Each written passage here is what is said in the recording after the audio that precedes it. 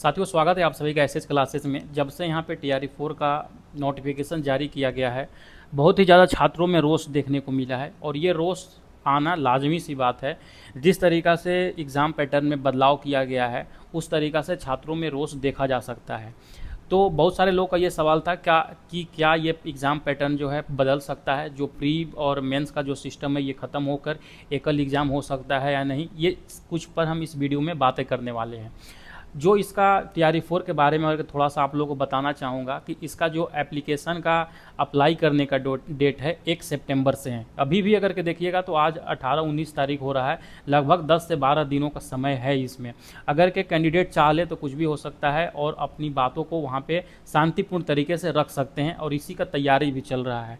हमारी कुछ मुख्य मांगों के रूप में अगर के आप कैंडिडेट हैं तो ये देख सकते हैं कि क्या सच में इसका जो प्री एग्ज़ाम है उसको हटना चाहिए या इसके एवज में कुछ और संशोधन करना चाहिए। आपने पहले ही देख चुके थे कि जैसे AEDO का जो एग्ज़ाम हुआ था, कितने बड़ी ज़्यादा मात्रा में यहाँ पे धांधली हुई थी और उस एग्ज़ाम को कैंसिल कर दिया गया था। और BPSC ने खुद ये डिमांड किया था यहाँ पे कि जो एग्ज़ाम का पैटर्न होना चाहिए, प्री और मेंस होना चाहिए, 2 एग्ज़ाम होना चाहिए। उसी के बाद से BPSC ने ये घोषणा कर दिया है कि आगामी में जो भी हम परीक्षा लेंगे, चाहे वो AEDO का एग्ज़ाम हो या TRE 4 का एग्ज़ाम हो या भविष्य में TRE 5 का एग्ज़ाम हो, यहाँ पे वो ऑब्जेक्टिव के रूप में लेने के लिए वो बातें कर रहा है। तो क्या जो प्री का सिस्टम है या ख़त्म कर देना चाहिए या उसमें कुछ संशोधन के रूप में वहाँ पे लेना चाहिए। तो अगर के मेरा व्यक्तिगत रूप से राय अगर के आप लोग पूछेगा तो हम ये चाहेंगे कि प्री का एग्ज़ाम बिल्कुल वहाँ पे 100% ख़त्म नहीं करना चाहिए, बल्कि उसमें कुछ संशोधित करके फिर से उसको लागू करना चाहिए।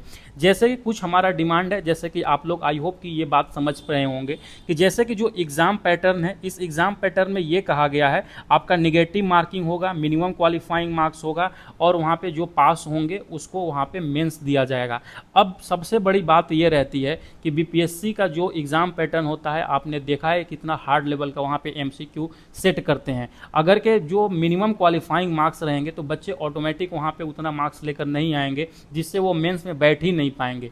तो कुछ हमारा डिमांड है या व्यक्तिगत रूप से मेरा डिमांड है कि इस पे थोड़ा सा विचार करना चाहिए BPSC को। जो प्री एग्ज़ाम है, प्री एग्ज़ाम को पूरा ख़त्म न करके अगर के BPSC चाहे तो इसमें संशोधन कुछ कर सकती है। जो प्री एग्ज़ाम में निगेटिव मार्किंग है, निगेटिव मार्किंग को पूरी तरीक़ा से ख़त्म कर देना चाहिए, चाहे वो प्री हो या मेंस हो। उसके बाद जो मिनिमम क्वालिफाइंग मार्क्स है जो कि प्री एग्ज़ाम में लागू है, जिसमें 40%, 36%, 32% जो मिनिमम क्वालिफाइंग का क्राइटेरिया है, इसको हटा देना चाहिए। क्योंकि अगर के ये हम हटा देते हैं तो इससे बहुत सारे अभ्यर्थियों को ये फ़ायदा हो सकता है।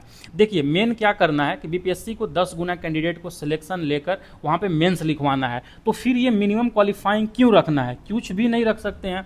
और पहला डिमांड ये है कि निगेटिव मार्किंग आप हटाइए। दूसरा डिमांड ये है कि जो मिनिमम क्वालिफाइंग मार्क्स है इसको हटा देना चाहिए। और तीसरा जो डिमांड होना चाहिए कि जो 10 गुना कैंडिडेट वहाँ पे, यानी कि जो प्री आप नोटिफिकेशन देखे होंगे उसमें क्या लिखा गया है, ये लिखा गया है कि हम कैंडिडेट को 2.5 गुना से लेकर 10 गुना कैंडिडेट को वहाँ पे सिलेक्शन लेंगे।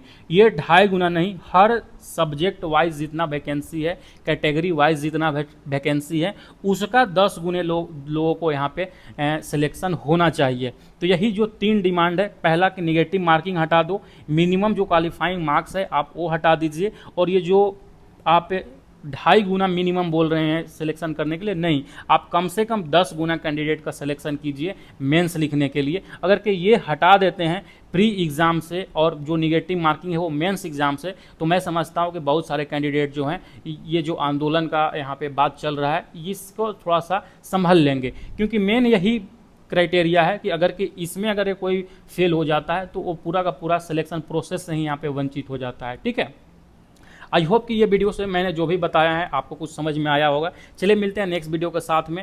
आई होप कि आपका जो डिमांड है, जो छात्रों का डिमांड है, वो यहाँ पे गवर्नमेंट को मानना चाहिए। ठीक है, चलिए मिलते हैं नेक्स्ट वीडियो के साथ में। बाय।